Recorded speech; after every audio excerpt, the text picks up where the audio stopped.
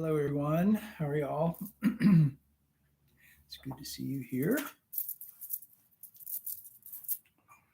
I noticed, I think it was last week's, we have over 100 views. What did I do last week? I see those things sometimes and I go, gosh, wish I knew why. I wish I knew why this one had over 100 views in just a few days. And why this other one has been up for a year and only 30 people have watched it. Anyway, it's interesting. So good to see you here.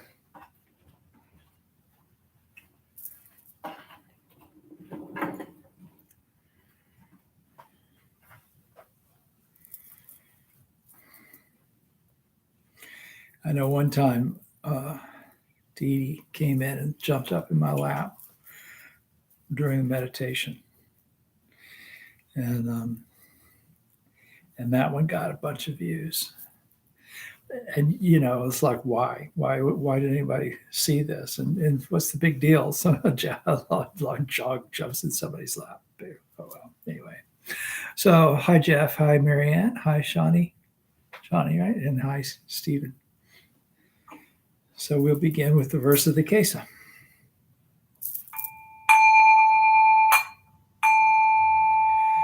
Vast is the robe of liberation, a formless field of benefaction. I wear the Tathagata's teaching, freeing all creations. Vast is the robe of liberation, a formless field of benefaction. I wear the Tathagata's teaching, freeing all creations. Vast is the robe of liberation, a formless field of benefaction. I wear the Tathagata's teaching, freeing all creations.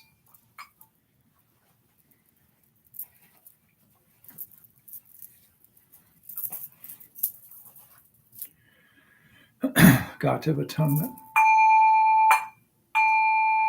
All evil karma ever committed by me since of old, on account of my beginningless greed, anger, and ignorance, born of my body, mouth, and thought, now I atone for it all.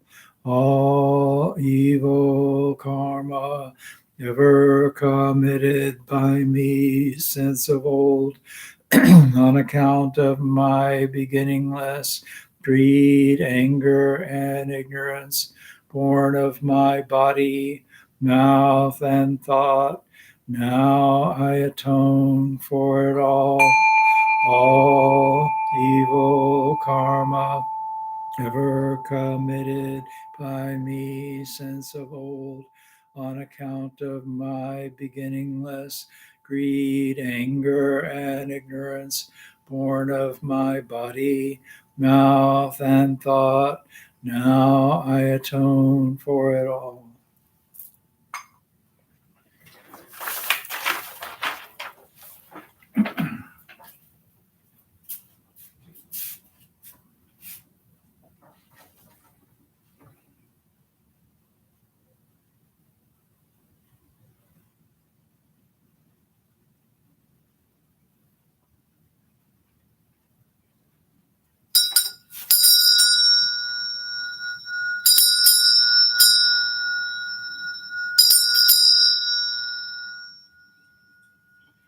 Fragrance of this incense invites the awakened mind to be present. It fills our sacred space, guards our minds from wrong thinking. Fragrance of this incense unites us with virtue, mindfulness, and wisdom. We offer it on behalf of all beings.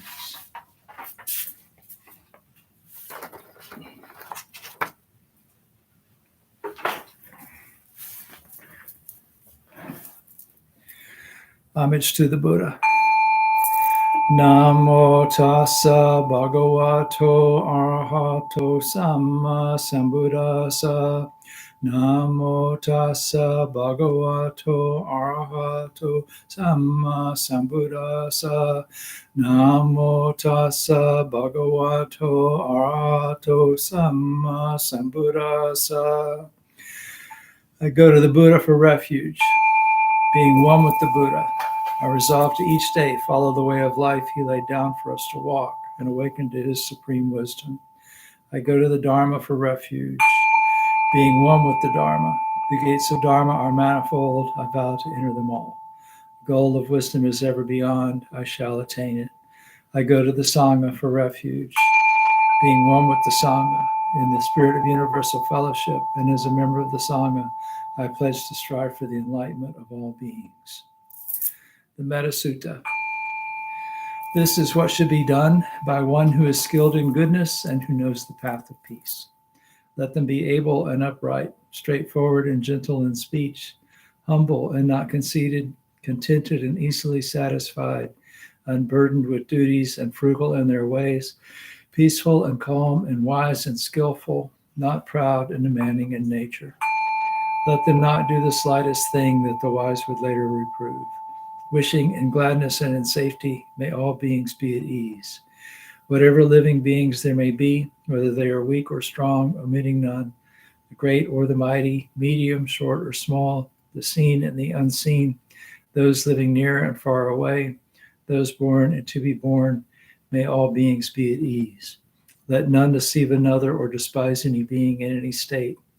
Let none through anger or ill will wish harm upon another. Even as a mother protects with her life her child, her only child, so with a boundless heart should one cherish all living beings, radiating kindness over the entire world, spreading upward to the skies and downward to the depths, outward and unbounded, freed from hatred and ill will, whether standing or walking, sitting or lying down, free from drowsiness, one should sustain this recollection. This is said to be the sublime abiding. By not holding to fixed views, the pure-hearted one, having clarity of vision, being freed from all sense desires, is not born again into the world of suffering. May I be happy and well. May no harm come to me. May I learn compassion. May all my friends, family, and those I love be happy and well. May no harm come to them. May they learn compassion. May all those troubled in body, mind, and spirit be happy and well. May no harm come to them. May they learn compassion. May all those who have hurt me in body, mind, and spirit be happy and well. May no harm come to them. May they learn compassion. May all those I have hurt in body, mind, and spirit be happy and well. May no harm come to them. May they learn compassion. May all my enemies be happy and well. May no harm come to them. May they learn compassion. May all living beings be happy and well. May no harm come to them. May they learn compassion.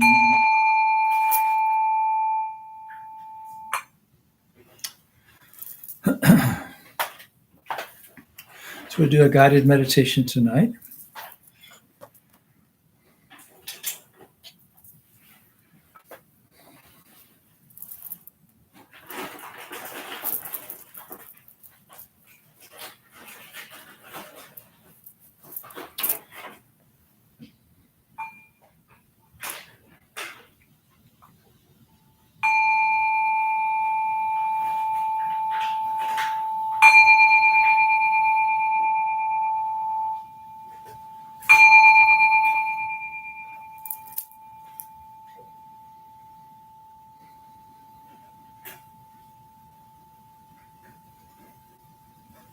As the sound of the bell fades, just take a few deep breaths.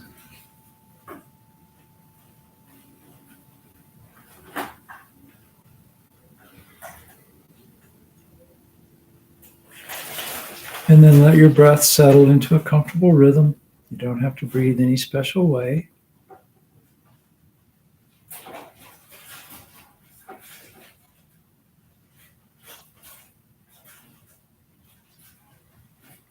Breathing in, aware that you're breathing in. Breathing out, aware that you're breathing out.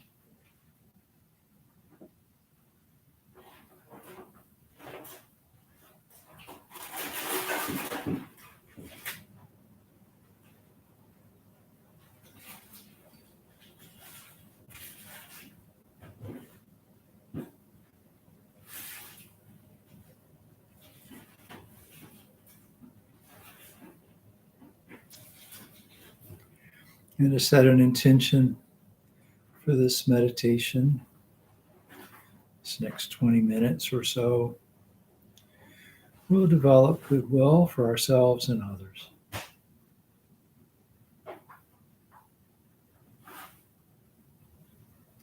So setting your mind on the thought, may I be happy. And just letting that thought ride on the out breath, just coming silently from your heart.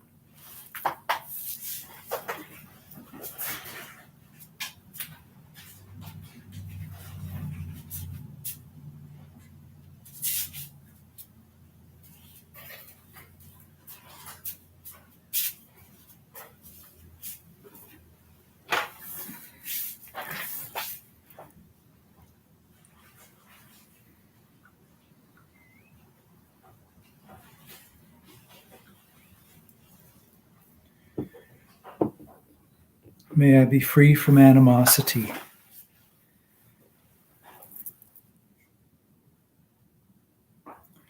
If any feelings of anger or ill will toward anyone arise while you're meditating, just let those thoughts go.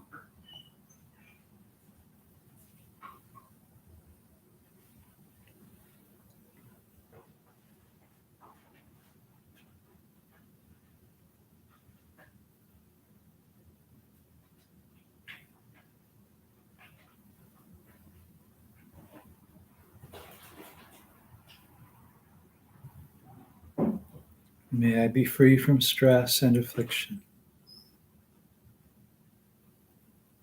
So whatever comes into your mind, anything that comes into your consciousness, you can let it be or let it go. Not pushing anything away, not clinging to anything.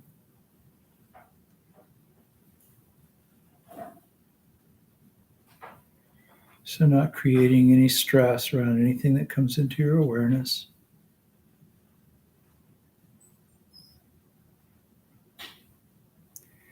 And if we don't nurture stress, we don't create affliction.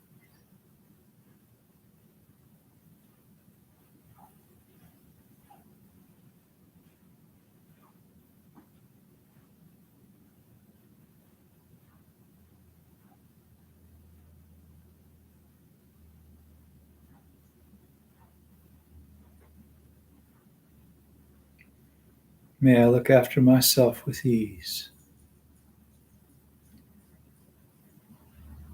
Just being aware of what the mind is doing.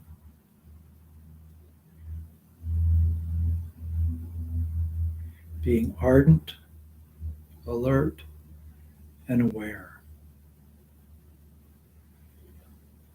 When the mind moves from the object of meditation, just calmly and with compassion for yourself, bringing it back.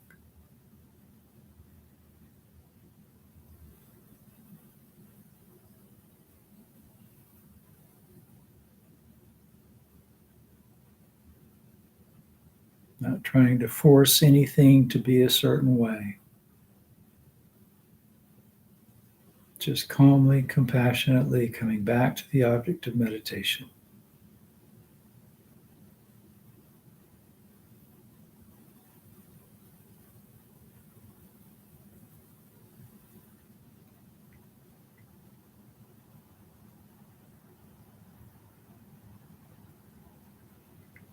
May all beings be happy.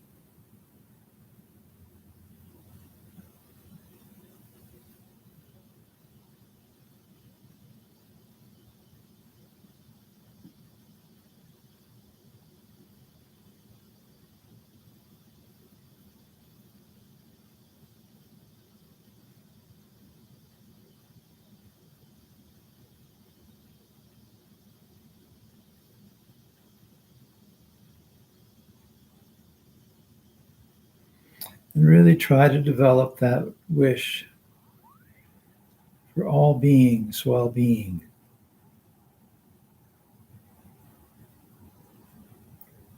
May all beings be free from animosity.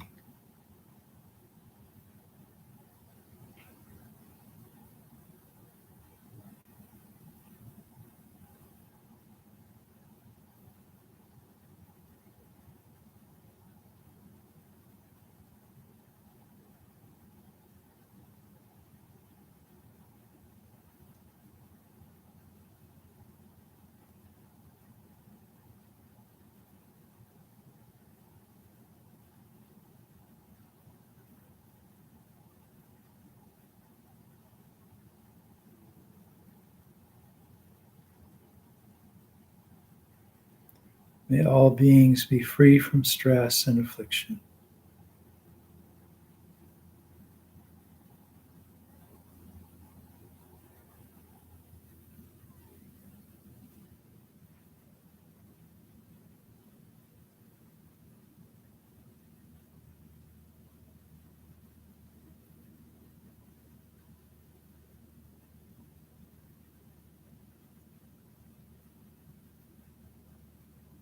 May all beings look after themselves with ease.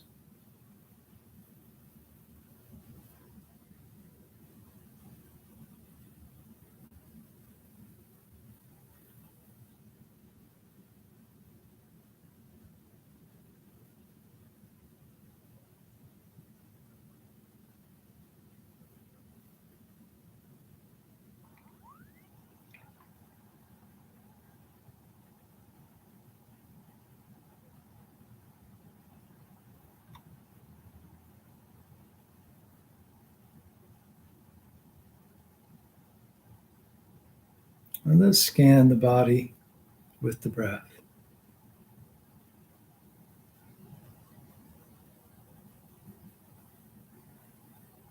And starting with the soles of your feet, just bring your attention to that area. Rest your awareness there.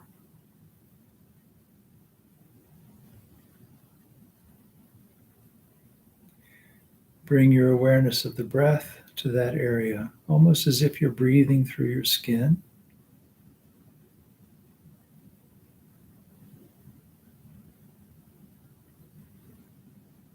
And as we do this, if you encounter any tension, you can kind of breathe into it and let it go.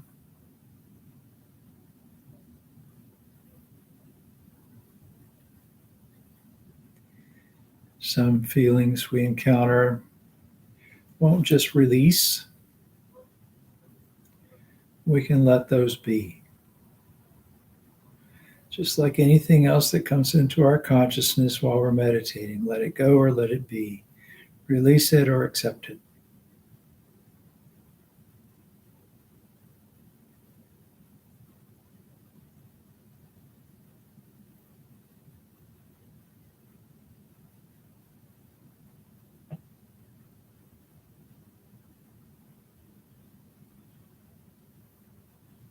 And then bring your attention up to your ankles. And that same 3 steps. Rest your awareness there. Bring your attention on the breath to that area.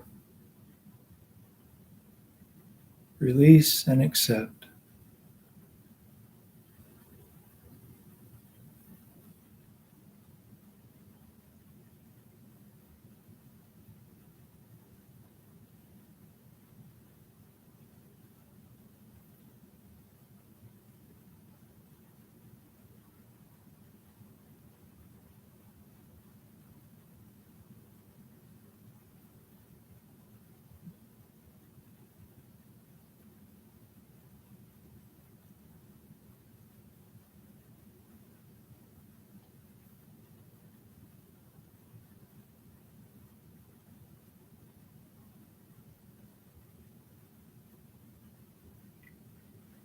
And then up to your knees.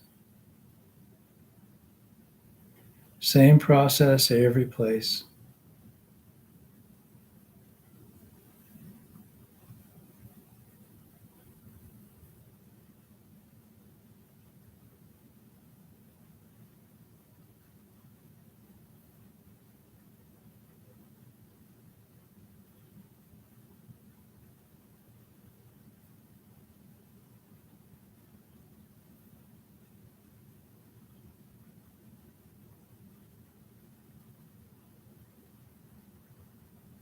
Into your thighs.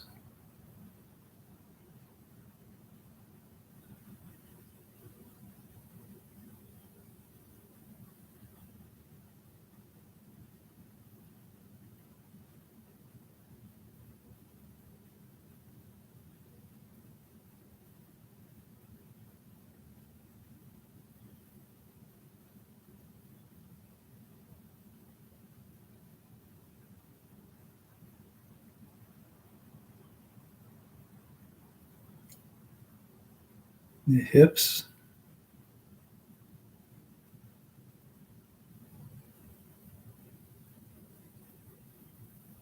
Really, you can expand that to include the whole pelvic region.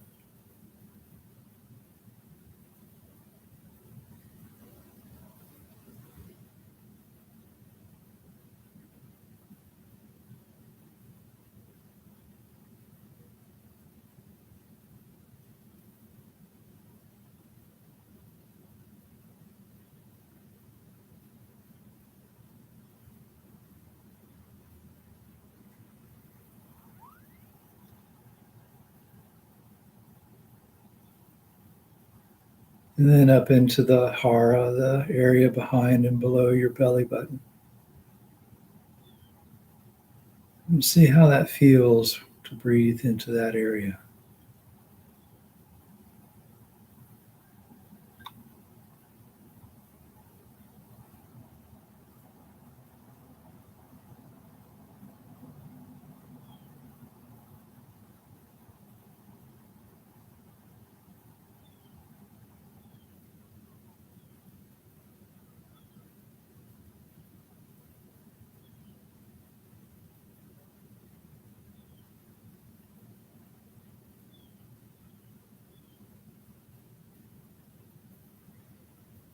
And then up around the diaphragm.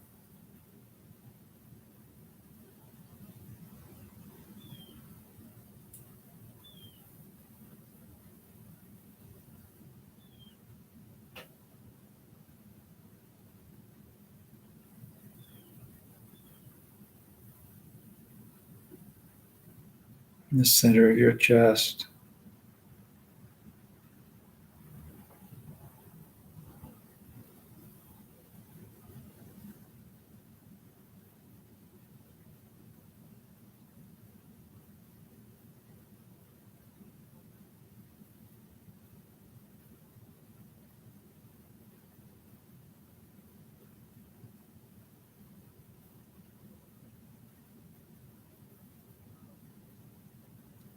The base of the throat.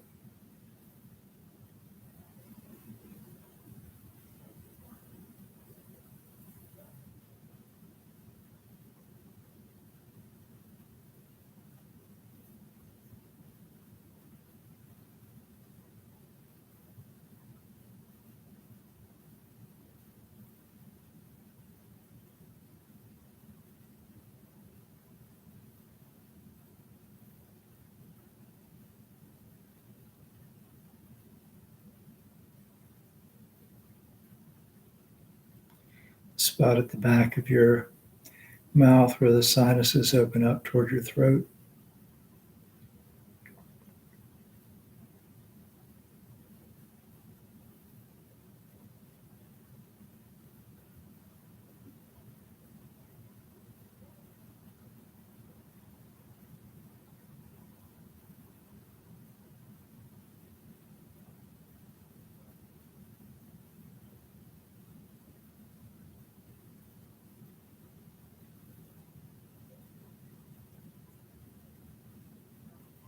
Behind your eyes.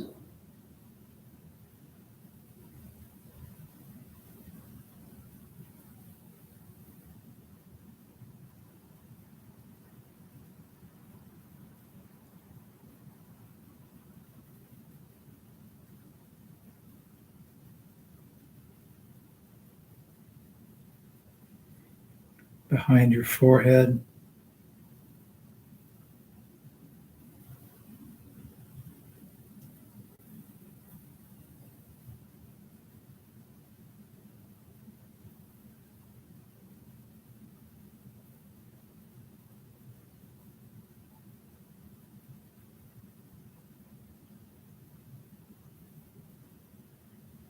Crown of your head.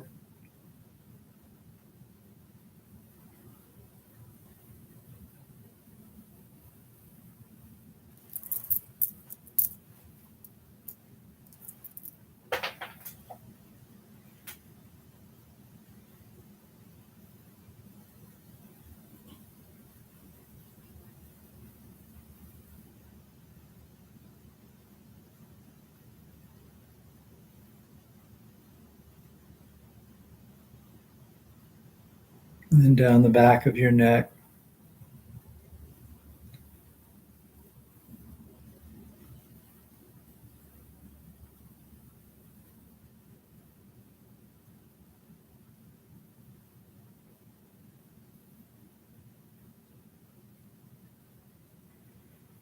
In the back of the neck, right at the nape of the neck, there's a spot there that's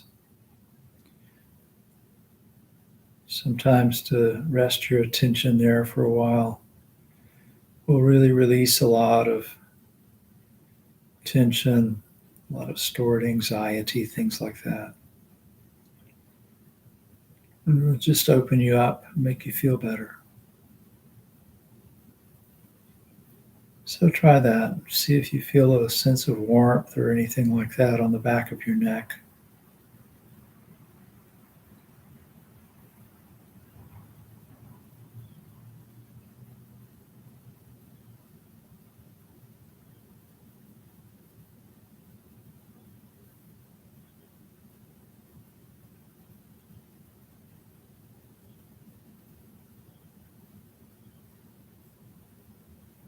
And down your shoulders.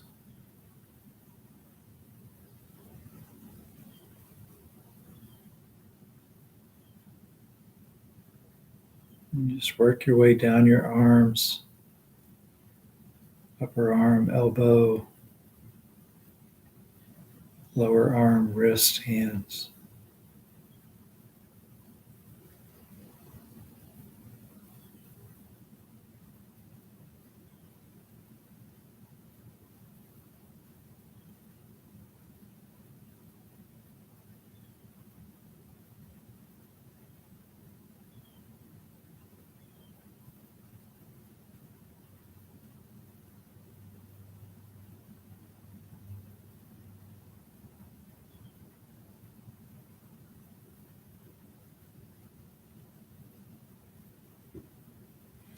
And then just bring your attention back to your tip of your nose or to your belly, whichever is more comfortable for you. And we'll just spend the last couple of minutes just sitting quietly, just watching the breath, seeing if you're more peaceful now than you were when you started.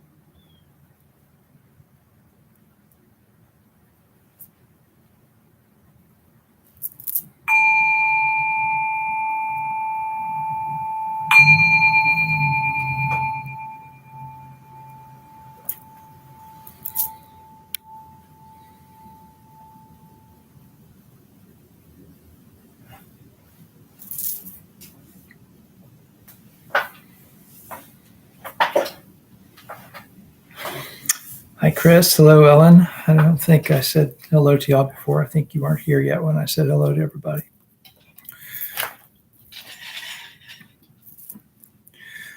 Buddha nature pervades the whole universe, existing right here now. In reciting the sutras, hearing the dharma, and training the mind, great merit is attained. We dedicate this merit to the great Master Shakyamuni Buddha, the all-pervading and everlasting three treasures, to all ancestors of the Sangha and all beings in the Dharma world. May the Dharma body maintain strength and health, and years of life be lengthened for all teachers of this Sangha. Let their vows be fully realized, and may they live in perfect peace with Buddha Dharma. We pray for the health and well-being of those suffering from diseases of body, mind, or spirit, and those ministering to the sick and grieving. We pray for those suffering from violence, for the oppressed, the imprisoned, and all refugees. And tonight we especially send loving thoughts to Dharma's son, who is in the hospital.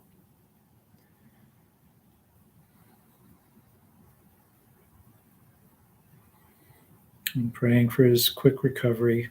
May they be serene through all their troubles, and may we realize the enlightened way together.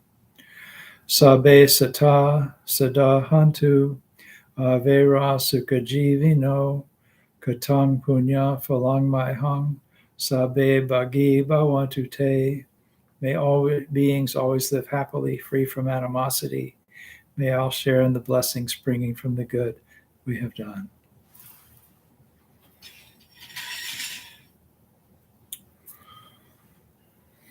Yeah, thank you, Ellen. Enjoyed that one myself.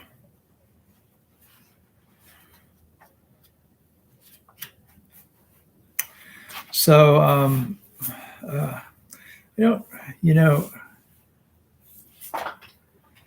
would be traditional. It is traditional in Buddhist services that if there's someone in the community who's not well or going through a tough time, to mention them and pray for them and the dedication.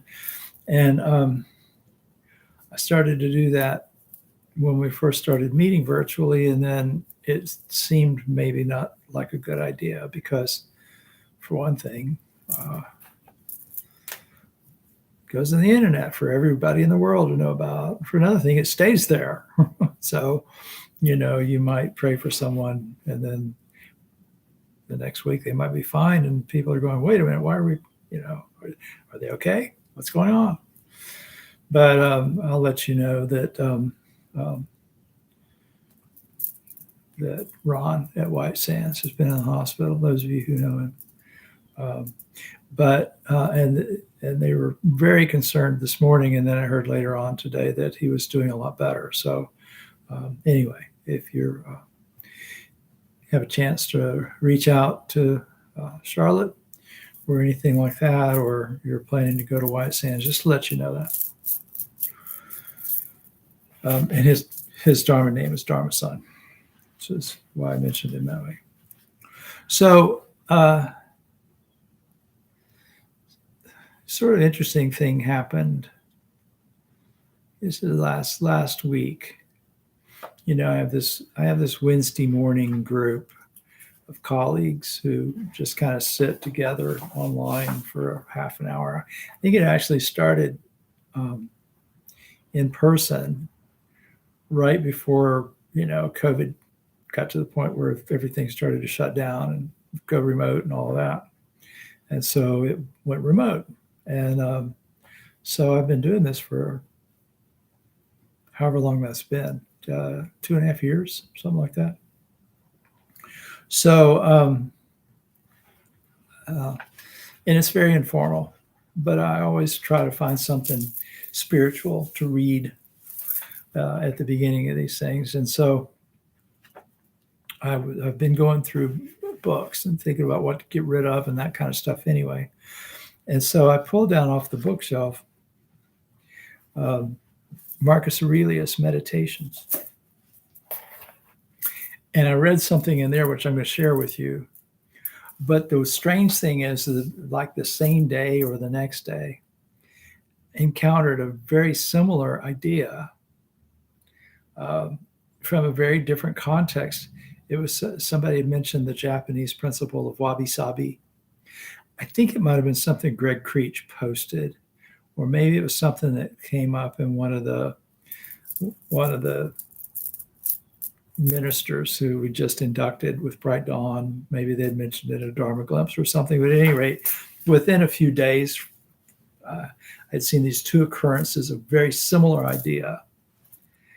And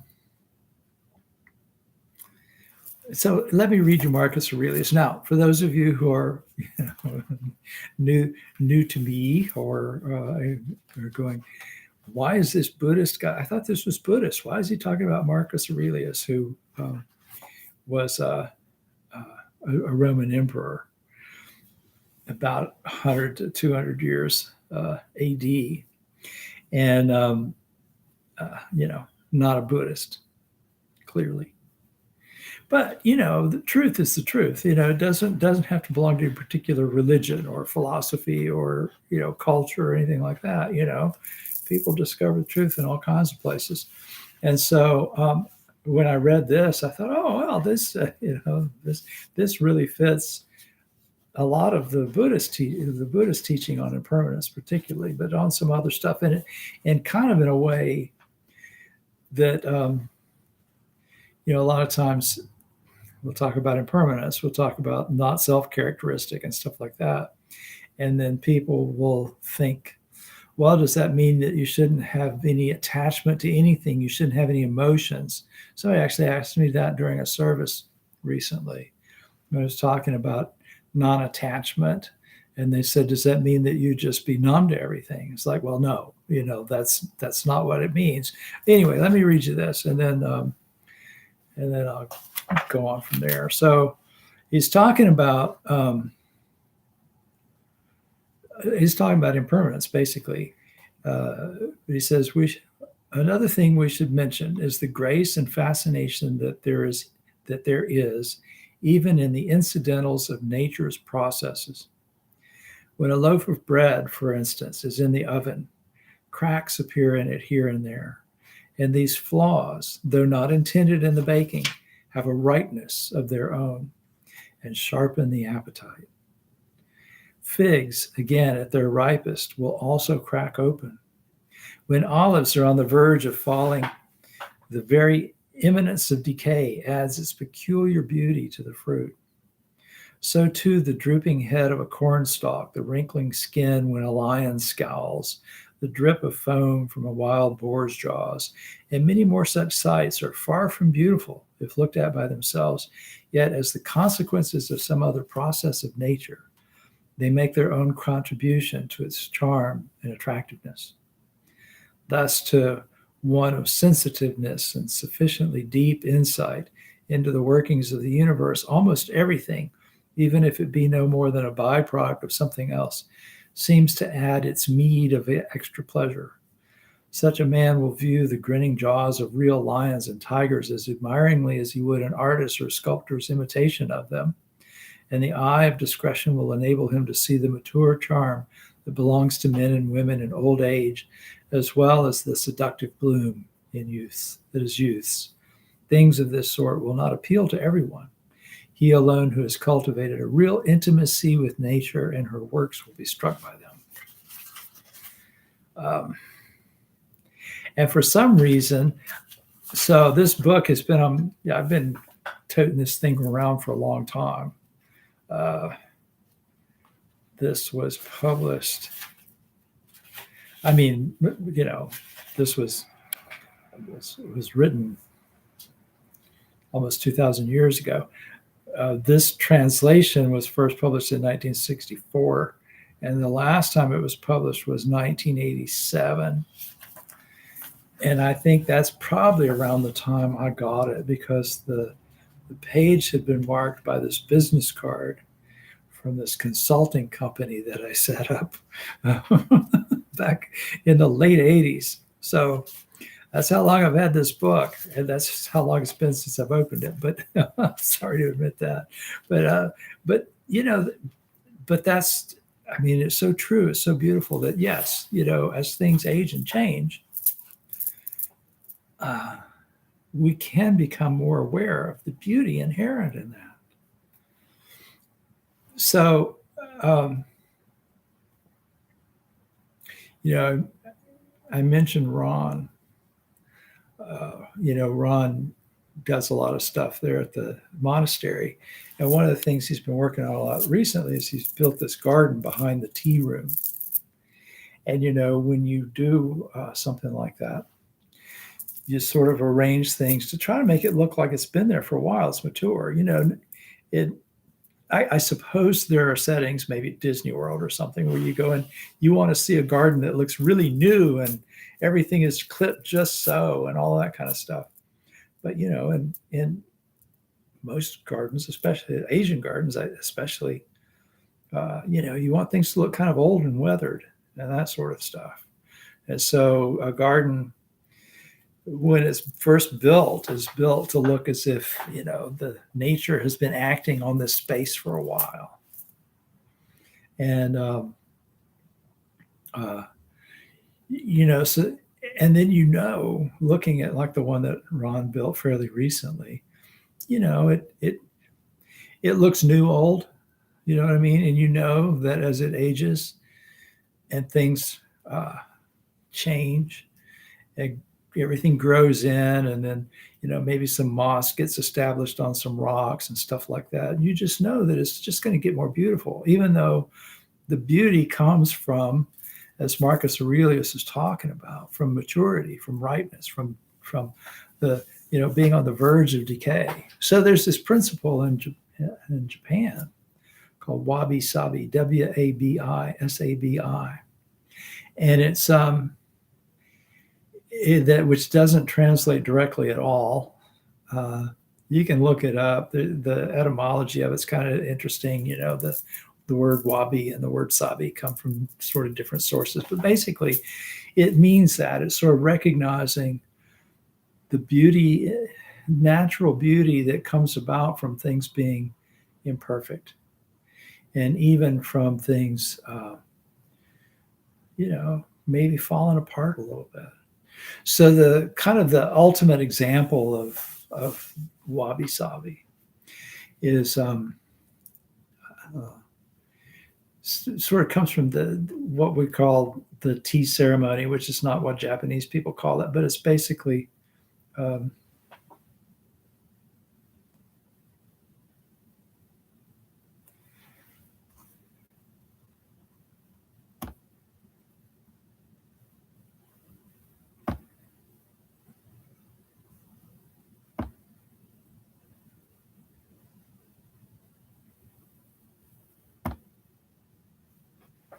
sorry, had to remove something.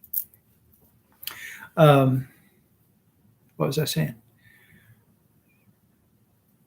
Well, so the tea, the way it's served in this sort of tea ritual, a ritualized making and serving of tea. There's a you first of all, you tend to drink out of things that are kind of imperfect. They'll even use a teacup that's been broken. It's very old. It's been broken and kind of glued back together. And the way it's glued back together, which sometimes they'll do with like gold, I think, and that sort of thing. You kind of get that sort of sense, like the bread breaking open in the oven, the figs cracking as they ripen, that sort of thing. But there was a story about this guy who sort of became kind of the father of one of the lineages of tea, who had gone to this tea master, wanted to learn how to do tea. And so the master said, okay, well, I'll teach you if you can, but first you got to take care of my garden. You got to clean up the garden for me. And so this was one of those gardens with the raked gravel and that kind of thing. And so the guy worked for hours and hours on this garden, really making it just perfect, and then raking the gravel just right and all of that. And then before he went in and told the master that it was ready, there was a cherry tree growing on the edge of the rock, the gravel thing. And he walked over and shook it so that a few cherry blossoms would fall.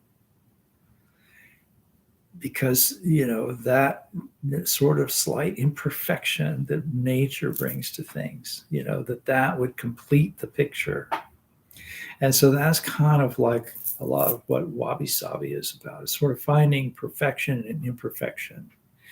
Um, so uh, you you see the beauty of like moss growing on on a stone walk.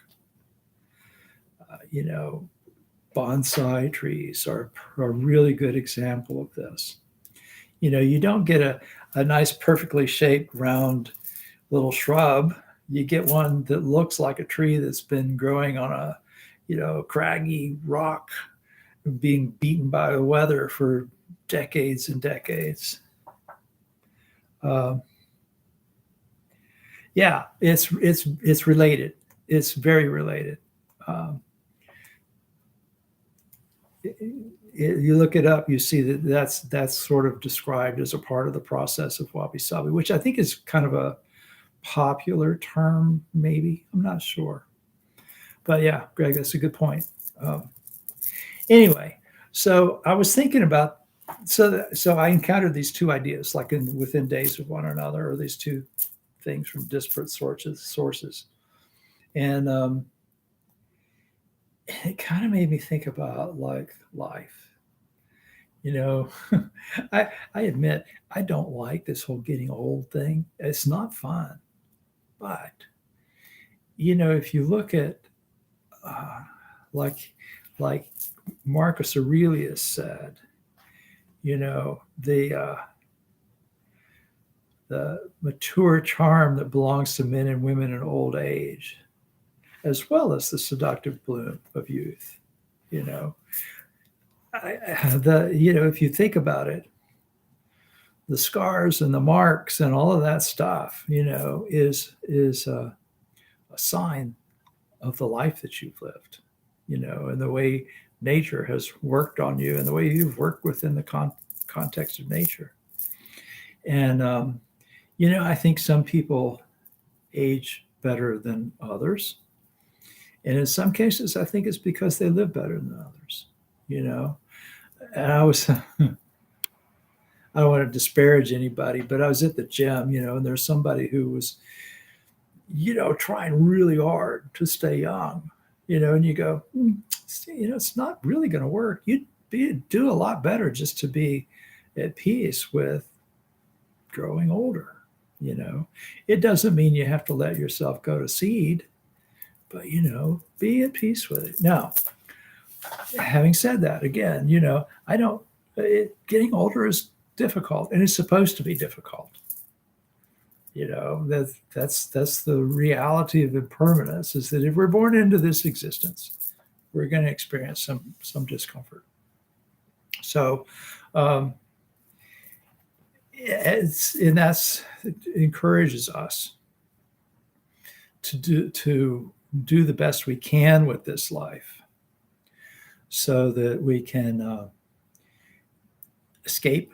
If you think of it that way, you can think of it as transcending the cycle of suffering, or just think of it as leaving something beautiful behind, when this form does come to an end, which ultimately it will, and that even also does not have to be a sad thing. If you've lived a life well, then you'll leave behind something beautiful.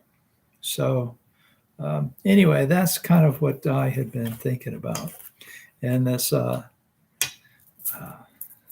it occurred to me, the more I thought about it, the more I realized that when something is just right, it's not really quite there. It's not really quite natural. If it's, if the lines are all straight, oh, God damn it.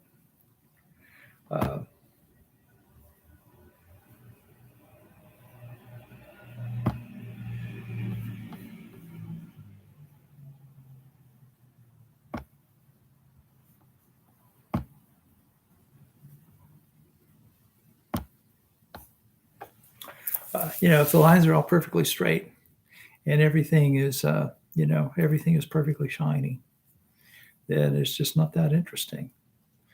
In Tai Chi, you'll see they'll talk about proper structure, in a form, and you want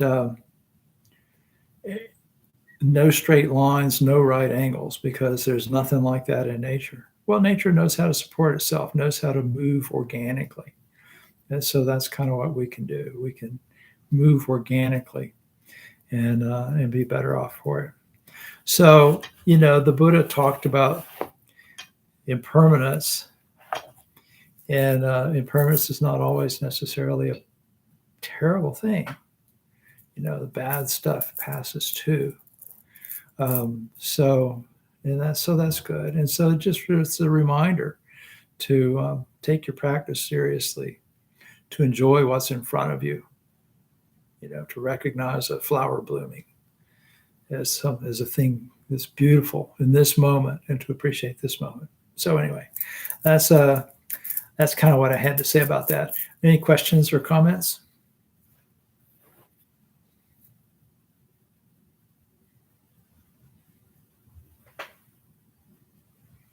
All right. Well, thank you very much for being with me tonight. And I look forward to seeing you next Wednesday, if not before. Oh, you're welcome.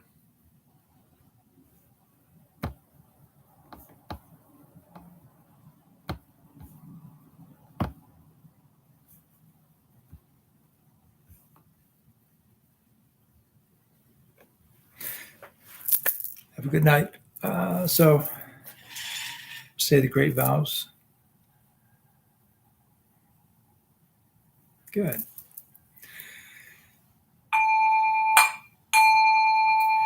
Creations are numberless.